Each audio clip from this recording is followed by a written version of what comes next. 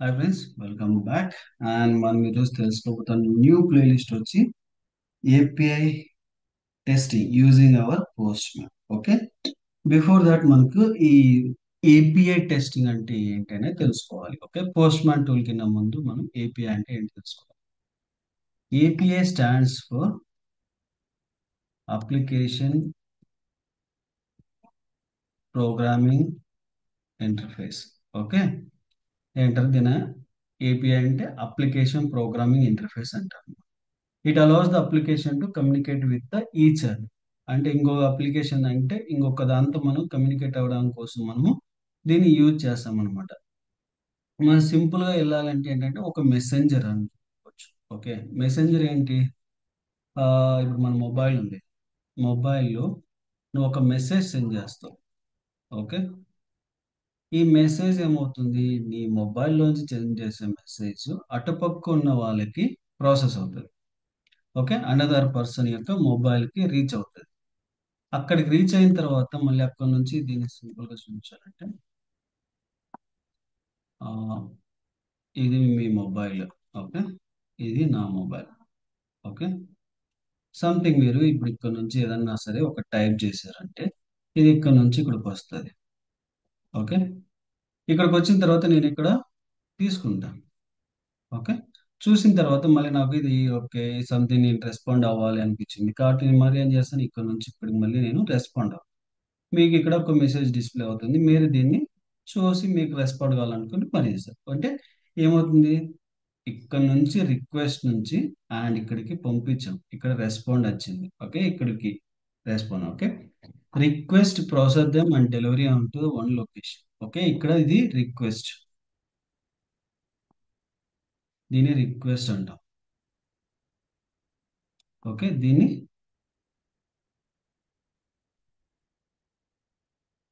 Response. Okay, ఇది request, ఇది response. అంటే ఒక రిక్వెస్ట్ మనం చేసిన తర్వాత ఒక సర్టన్ లొకేషన్ ఒక డివైస్ దగ్గరికి వెళ్ళి అక్కడికి ఓపెన్ అయ్యేదాన్ని రెస్పాన్స్ అన్నమాట. అక్కడ నుంచి ఇక్కడికి వచ్చిందంటే మళ్ళీ రెస్పాన్స్ అంటాం. దీన్నే రిక్వెస్ట్ అండ్ రెస్పాన్స్ కేటగిరీలో మనం చూస్తాం. దీని మెయిన్ మన సింపుల్ టర్మ్ ఇది అనమాట, ఒక రిక్వెస్ట్ అండ్ రెస్పాన్స్. నువ్వు రిక్వెస్ట్ పెట్టావు మళ్ళీ రెస్పాండ్ వస్తుంది, దీన్ని మనం చేస్తాం అనమాట. ఇందులో types of request and responses ఉంటే చాలా ఉంటాయి. ఎన్ని రకాల రిక్వెస్ట్లు ఉంటాయి అంటే పోస్ట్, ఓకే, తర్వాత get and put and patch and delete. ఇవి మెయిన్గా ఉంటాయి. ఇన్ని రిక్వెస్ట్లు ఉంటాయి అనమాట. ఈ రిక్వెస్ట్ మనం ఏదైతే రిక్వెస్ట్ చేస్తామో దాన్ని బేస్డ్ అపాన్ దట్ మనకు వస్తుంటుంది. ఓకే, మీరు ఏదైనా రిక్వెస్ట్ చేయొచ్చు. ఏం రిక్వెస్ట్ చేయొచ్చు? ఒక పాస్వర్డ్ అంటే యూజర్ నేమ్ అండ్ పాస్వర్డ్ మీరు చేయొచ్చు. లేదు, ఒక ఎంప్లాయ్ ఐడి బేస్ చేసుకొని తన శాలరీ డీటెయిల్స్ కావచ్చు, లేకపోతే ఎంప్లాయ్ యొక్క అడ్రస్ కావచ్చు, ఏదైనా కానీ నేను రిట్రీవ్ చేసుకోవచ్చు. ఓకే, లేదు, నా దగ్గర ఒక కౌంట్ తీసుకోవాలి. ఎన్ నంబర్ ఆఫ్ ఎంతమంది ఉన్నారు ఒక సర్టన్ కంపెనీలో ఎంప్లాయీస్ అన్నప్పుడు కౌంట్ తీసుకోవచ్చు. అండ్ అలాగే మీకు salary is a greater than 5,000 ఎవరైతే ఉన్నారో వాళ్ళందరి డీటెయిల్స్ కావాలనుకుంటున్నారు, వాళ్ళందరూ తీసుకోవచ్చు. ఓకే, లేదంటే లెస్ దాన్ 5,000 ఉండే వాళ్ళు కావాలనుకుంటున్నారు, అది చేయొచ్చు. అసెండింగ్ ఆర్డర్లోను డిసెండింగ్ ఆర్డర్లోను లేదంటే ఒక మెంబర్స్ని ప్రాసెస్ ఒక ఆల్ఫాబెటిక్ ఆర్డర్లో ఉన్నారా లేదా అనే ఫార్మాట్లో కూడా మనము ఈ రిక్వెస్ట్ ద్వారా మనము రెస్పాన్స్ని తెచ్చుకోవచ్చు అనమాట. ఓకే, అండ్ ఇలాగే మనకి ఏంటంటే ఈ పర్టికులర్ ఏపీఎస్ ఉన్నాయి కదా, ఈ ఏపీఎస్లో మెయిన్గా ఏంటంటే ఇవి రెస్ట్ఫుల్ సర్వీసెస్ అని కూడా అన్నట్టు. రెస్ట్ఫుల్ సర్వీసెస్ అని కూడా అన్నట్టు. ఓకే, ఈ రెస్ట్ఫుల్ సర్వీసెస్ లో ఓన్లీ ఫర్ ఏపీఐ ఉంటుందా అంటే లేదు, మనకు సోప్ అనేది కూడా ఉంటుంది అనమాట. డిఫరెన్స్ మనం ఫస్ట్ చూద్దాం. Okay, rest and soap. Okay, rest and soap ఈ టూ ఫార్మాట్స్ ఉంటాయి. ఓకే, రెస్ట్ అంటే సింగిల్ ఇన్స్టాంట్ ని యూజ్ చేసేదాన్ని రెస్ట్ సర్వీసెస్ అంటాం. ఓకే, సోప్ అంటే ఎంటైర్ అప్లికేషన్ ని బేస్ చేసుకొని వచ్చేదాన్ని సోప్ సర్వీసెస్ అంటాం. ఓకే, రెస్ట్ అంటే రెప్రజెంటేషనల్ స్టేట్ ట్రాన్స్ఫర్ అని representation state transfer.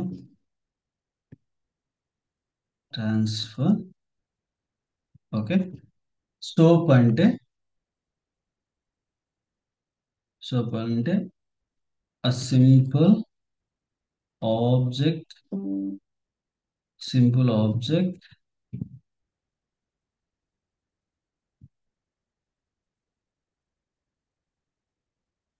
ఒక్క నిమిషం simple object access protocol. Okay.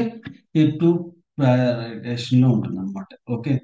Rest services, rest APIs అన్ని కూడా ఏమవుతాయంటే, రెస్ట్ సర్వీసెస్ లో ఉన్న మెయిన్ అడ్వాంటేజ్ ఏంటంటే అది ఒక స్టేట్లెస్ అన్నమాట. ఓకే. రెస్ట్ సర్వీస్ అన్ని కూడా స్టేట్లెస్ లో రన్ అవుతాయి. అండ్ ఇవి get to post put to delete అనే ఆపరేషన్ తో జరుగుతుంది. అండ్ యూఆర్ఎల్ కూడా సింపుల్ గా ఉంటుంది అనమాట. యూనిఫామ్ రిసోర్స్ ఐడెంటిఫికేషన్ లా ఉంటుంది. అంటే చాలా సింపుల్ యూఆర్ఎల్ ఉంటుంది. ఓకే. అండ్ మనకి ఎక్కువగా జేసన్ ఫార్మాట్ లో మనం ప్రొవైడ్ చేస్తాం. JSON format of data provide చేస్తాం. ఓకే. అండ్ మనకు about to get for XML, HTML or plain text and JSON format response మనము తెచ్చుకుంటాం అనమాట. రెస్ట్ఫుల్ డిజైన్ వచ్చి స్టేట్లెస్ క్యాచబిలిటీ ఉంటుంది. క్లయింట్ సర్వర్ సపరేషన్ ఉంటుంది. ఓకే. సోప్కి వెళ్ళామనుకోండి, ఇది ఒక గ్రిడ్ ఫార్మాట్ లో వర్క్ అవుతుంది. అండ్ ఇది మనకు స్టాండర్డ్స్ లో మనకు ప్రొవైడ్ చేస్తుంది. ఇది ఎంటైర్ సోప్ వచ్చి XML format of request and response format ఉంటాయి. ఓకే. ఎక్స్ఎంఎల్ లెక్క రిక్వెస్ట్ అండ్ రెస్పాన్స్ ఫార్మాట్ లో ఉంటుంది. కమ్యూనికేషన్ వచ్చి సోప్ ఎన్వలప్ డెవలప్మెంట్ లో ఉంటుంది అనమాట. ఓకే. దీన్ని యుఆర్ఎల్ కూడా సింపుల్ గా ఉంటుంది. బట్ అయితే దీన్ని విజ్డల్ అని అంటారు. ఏమంటారు? విజ్డల్. విజ్డల్ అన్నామంటే web services description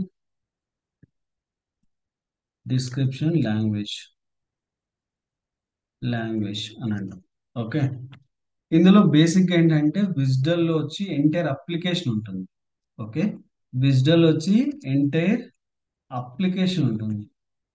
and rest లోకి వచ్చేసరికి సింపుల్ సింగిల్ రిక్వెస్ట్ ఉంటుంది. ఓకే. ఇక్కడ కంప్లీట్ అప్లికేషన్ ఉంటుంది. ఇక్కడ రిప్రజెంటేషన్ ఆఫ్ సింగిల్ రిక్వెస్ట్ ఉంటుంది. విజ్డల్ అంటే కంప్లీట్ అప్లికేషన్, అంటే మీకు లాగిన్ ఉంటుంది, తర్వాత అడ్రస్, ఎంప్లాయ్ అడ్రస్, ఇట్లాంటివన్నీ కూడా సపరేట్ గా అన్ని మాడ్యూల్ కలిపి ఒక విజ్డల్ లో స్టోర్ చేస్తారు. రెస్ట్ లో అలా చేయరు అనమాట. సింగిల్ గా ఉంటుంది. ప్రతి దానికి ఒక సింగిల్ ఎండ్ పాయింట్ అనేది ఉంటుంది. ఈజీ కమ్యూనికేషన్ అనేది జరుగుతుంది. దానివల్ల ఎక్కువ స్పీడ్ అప్ ఉంటుంది. కంపారిజన్ ఫర్ సోప్ తో పోలిస్తే రెస్ట్ సర్వీసెస్ వెరీ ఫాస్ట్. అందుకే మనకు మార్కెట్ లో ఎక్కువ రెస్ట్ సర్వీసెస్ నే వాడతారు. సోప్ సర్వీసెస్ తక్కువగా ఉంటాయి. ఓకే.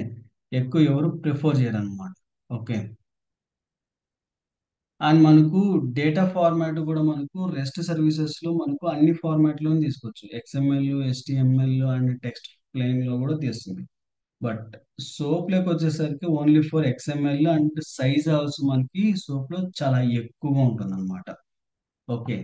ఈజీ యాక్షన్ వైజ్ తీసుకున్నామంటే రెస్ట్ సర్వీస్ అనేది చాలా జెనరిక్ గా అండ్ సింపుల్ డిజైన్ లో ఉంటాయి. Simple principle. ఆ more complex and scalable version types web services మనకి ప్రొవైడ్ చేస్తుంది రెస్ట్ ఏపీఐస్. వర్క్ ఫ్లో కూడా చాలా ఫాస్ట్ గా ఉంటుంది. ఆ లైట్ వెయిట్ రిక్వెస్ట్ అన్నమాట. ఓకే. సోప్ తీసుకుంటే చాలా హెవీ వెయిట్. ఓకే. రిక్వెస్ట్ కూడా చాలా హెవీ వెయిట్ లో ఉంటుంది. అండ్ మనకు సెక్యూరిటీ ఫార్మాట్ అన్ని కూడా ఉంటాయి కానీ బట్ ఏమంటే ఇది హెవీ వెయిట్ అప్లికేషన్ లాగా పనిచేస్తుంది అనమాట. ఓకే. పర్ఫార్మెన్స్ తీసుకున్నా కూడా మనకు చాలా ఏపీఏ అంటే రెస్ట్ సర్వీసెస్ చాలా ఫాస్ట్ గా ఉంటుంది కంపేరింగ్ టు సోప్ తో. సెక్యూరిటీ వైజ్ గా కూడా మనకు అన్ని రకాల ఎస్ఎల్సి మనకు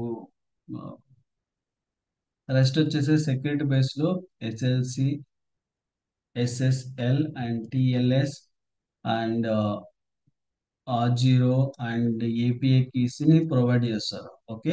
అండ్ ఆల్సో టిపికల్ మనకు బ్యారియర్ టోకెన్ అని కూడా మనకు ఉంటుంది ఒకటి. Okay. Barrier tokens. Okay. And soap API request లేకపోతే డబ్ల్యూఎస్ సెక్యూరిటీ ఒకటే ఉంటుంది. అండ్ బ్యాంకింగ్ డొమైన్ అండ్ ఇది ఎక్కువగా మనకు బ్యాంకింగ్ డొమైన్ లో మనకి ఎక్కువ యూజ్ చేస్తుంటారు, బ్యాంకింగ్ అండ్ ఫైనాన్షియల్ సెక్టార్స్ లో. ఎందుకంటే ఇది హెవీ వెయిట్ అప్లికేషన్స్ కాబట్టి వాళ్ళే ఎక్కువగా యూజ్ చేయడానికి అవకాశం ఉంటుంది. ఓకే, ఎర్రర్ హ్యాండ్లింగ్ లో కూడా తీసుకున్నా కూడా మనకు స్టాండర్డ్స్ అనేది 404, నాట్ ఫౌండ్ అని 500 ఇంటర్నల్ అని చెప్పి మనకు ఉంటుంది.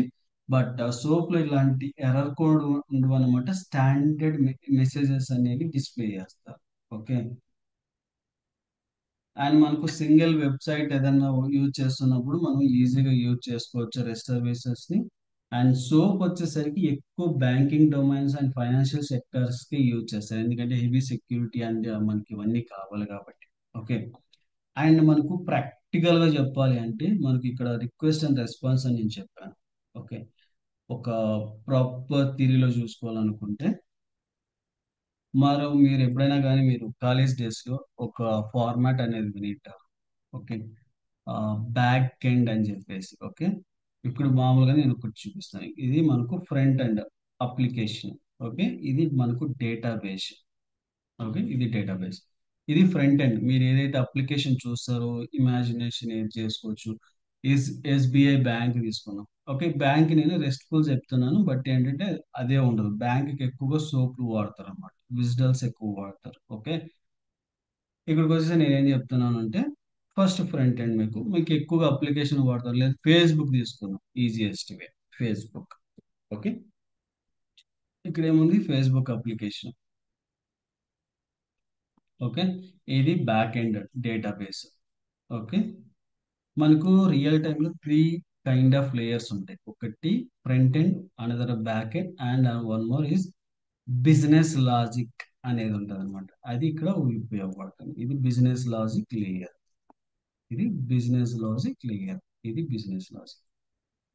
ఓకే, ఫ్రంట్ ఎండ్ లో ఎప్పుడు కూడా మనకు ఎక్కువగా మనకి Java script, HTML, CSS selectors ఇట్లాంటివన్నీ యూజ్ చేస్తారు. బ్యాక్ ఎండ్ లో మైక్రోసాఫ్ట్ ఎస్క్యూఎల్ కాబట్టి సెలెక్టర్, స్టోర్డ్ పొజిషన్స్ అని చెప్పేసి. ఓకే, మనకి ఎక్కువగా రాస్తుంటారు. ఇక్కడ వచ్చి ఇక్కడ. ఓకే, ఈ రెండింటిని కమ్యూనికేషన్, ఇక్కడ నుంచి మనకు అప్లికేషన్ డైరెక్ట్ గా ఇలా రావాలి అంటే ప్రెజర్ వస్తుంది, ఎందుకంటే ఇక్కడ లోడింగ్ టైం అనేది ఎక్కువగా జరుగుతుంది. ఓకే, అప్పుడు ఏమైపోతుంది, మన అప్లికేషన్ మనకు స్టార్టింగ్ ఆఫ్ ద మనము కంప్యూటర్స్ మన ఇండియాలో లాంచ్ అయినప్పుడు 10th క్లాస్ రిజల్ట్స్ ఎవరైనా చూసుకున్నప్పుడు సర్వర్ డౌన్ అయిందనే మాట వినే ఉంటాం. ఓకే, కొత్తగా ఉన్న వాళ్ళకి కూడా అప్పుడప్పుడు సర్వర్ డౌన్స్ అవుతున్నాయని చెప్పి అంటూ ఉంటాం. Okay, Netflix example for Netflix. ఈ పర్టికులర్ సీజన్స్ లో ఒకసారి సల్మాన్ ఖాన్ మూవీ రిలీజ్ అయినప్పుడు మనకి నెట్ఫ్లిక్స్ యొక్క సర్వర్ డౌన్ అయింది అని చెప్పి అన్నారు. ఎందుకు? బికాస్ ఆఫ్ వాళ్ళ అప్లికేషన్ ని టెస్ట్ చేయలేదు ప్రాపర్ గా ఆ టైం. వాళ్ళు చేసింది మాక్సిమం మనకు ఒక 2 crores పీపుల్ ఒక్కసారి హిట్ అవుతారు కాబట్టి ప్రాబ్లం లేదు, మనం సర్వ్ చేయొచ్చు అనుకుంటారు. బట్ ఒక్కసారిగా ఒక 20 crores పీపుల్స్ ఒక్కసారి అటాక్ అయ్యేదానికి సర్వర్ అనేది డౌన్ అయింది. ఓకే, ఇలాంటి డౌన్స్ అన్ని కూడా ఎందుకంటే వీళ్ళు డైరెక్ట్ గా ఇలా చేస్తున్నప్పుడు కానీ, ఇట్లాంటి టెస్టింగ్ ప్రాపర్ గా చేయనప్పుడు కానీ ఇట్లాంటి ఇష్యూస్ అనేది వస్తూ ఉంటాయి అన్నమాట. ఓకే, ఈ టైంలో మనం ఏం చేయొచ్చు అంటే మధ్యలో బిజినెస్ లాజిక్ అనేది రాస్తారు. ఓకే, బిజినెస్ లాజిక్ యొక్క మెయిన్ ఉద్దేశం ఏంటి? ఒక ఏపీఐ ఇక్కడ నుంచి ఇక్కడ రిక్వెస్ట్ చేస్తే ఇక్కడ నుంచి ఇక్కడ డేటాబేస్కి వెళ్తుంది, అండ్ ఇక్కడ నుంచి ఇక్కడ రెస్పాన్స్ చేస్తుంది, ఇక్కడ నుంచి ఇక్కడికి డివిజన్ చేస్తుంది. ఓకే, అప్పుడు ఏమైపోతుందంటే మొత్తం ఈ బిజినెస్ లాజిక్ ని డేటాబేస్ కి అండ్ ఫ్రంట్ ఎండ్ కి మీడియేటర్ గా వర్క్ అవుతుంది. ఓకే, ఇక్కడ నుంచి ఫ్రంట్ ఎండ్ నుంచి బిజినెస్ లాజిక్ వస్తుంది, బిజినెస్ లాజిక్ కూడా డేటాబేస్ వస్తుంది. ఎప్పుడు కూడా అప్లికేషన్ డైరెక్ట్ గా డేటాబేస్ కనెక్ట్ అయ్యాయంటే స్క్రాచ్ అయిపోతాయి అనమాట, అవి వర్క్ అవ్వవు పర్ఫెక్ట్ గా. ఓకే, కాబట్టి బిజినెస్ లాజిక్ అనేది మెయిన్ గా అవుతుంది. మన రెస్ట్ అష్యూర్డ్ కూడా ఎక్కువగా మనకు ఈ బిజినెస్ లాజిక్ మీద రాస్తాము. ఇక్కడ నుంచి ఇక్కడ కమ్యూనికేట్ అవుతారు, డేటాబేస్ కనెక్షన్స్ అన్ని ఈజీగా ఉంటాయి. ఇక్కడ నుంచి ఇక్కడికి మళ్ళీ రెస్పాన్స్ చేసి చూపిస్తాం అనమాట. ఇది ఫాస్ట్ క్విక్కర్ గా మీకు డిస్ప్లే చేయడానికి యూజ్ అవుతుంది. Front end, database and business logic, ఈ రెండే దానిని కమ్యూనికేట్ చేస్తూ బిజినెస్ లాజిక్ మన ఏపీఎస్ ని రన్ చేస్తూ ఉంటాము. ఓకే, ఇది complete introduction about that API and rest assured rest APIs అన్నమాట. ఓకే. అండ్ నెక్స్ట్ వీడియోలో మీకు ఎలా ఇన్స్టాల్ చేసుకోవాలి, ఆ ఇన్స్టాల్ చేసుకున్న తర్వాత ఒక ఎండ్ పాయింట్ ఏమని పిలుస్తారు, అక్కడ ఏమేమి ఉంటాయి అనేది నేను నెక్స్ట్ వీడియో సెషన్లో చూపిస్తాను. Okay. Thank you for watching and please do subscribe and share to your friends and colleagues. Thank you.